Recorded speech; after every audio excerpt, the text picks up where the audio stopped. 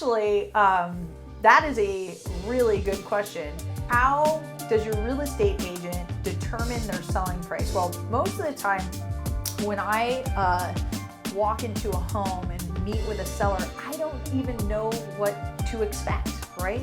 I've already had a conversation maybe on the phone. I haven't seen their house in person.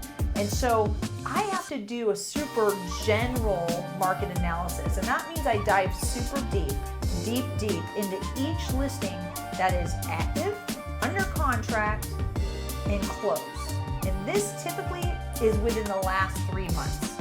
And it's within a less of 1 mile radius. If I can even get it tighter in a 0.25 mile radius, I'm going to use those comparables. Now, going through what's active is your competition, right?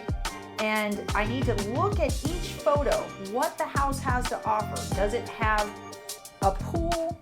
Does it have a bigger lot?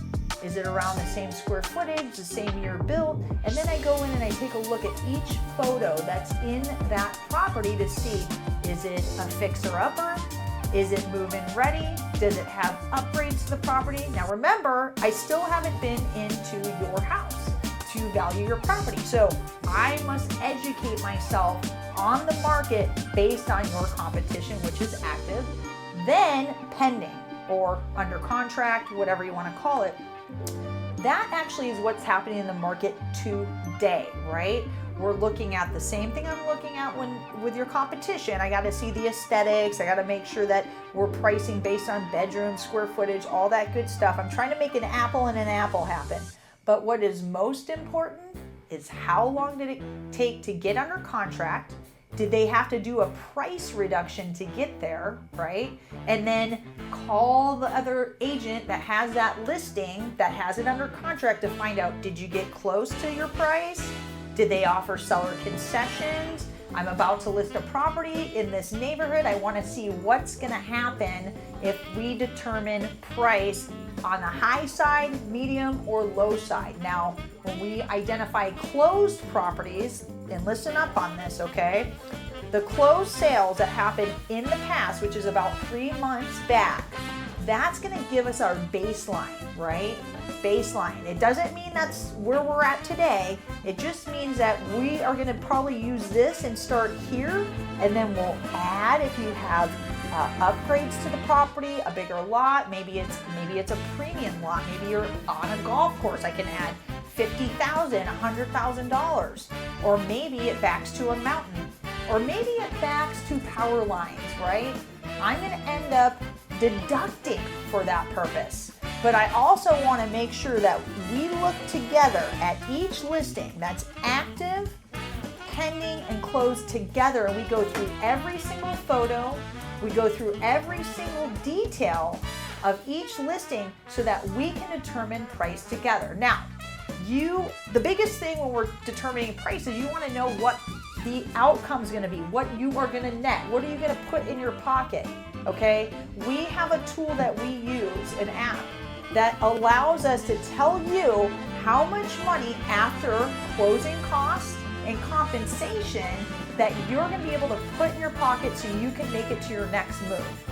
It's very, very important that we price it right, because here's the thing.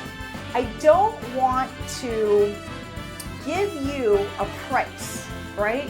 Tell you you're going to make $200,000, and now you have plans to use that $200,000. You want to pay off some debt.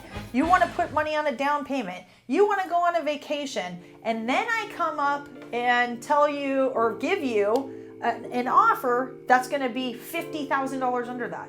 So pricing your property is very important. Here's the other thing about pricing your property. When you price it too high and you sit on the market too long, I can almost guarantee you you're going to sell it for way less than if you just priced it at market value. And I can prove it to you. I can actually prove that to you.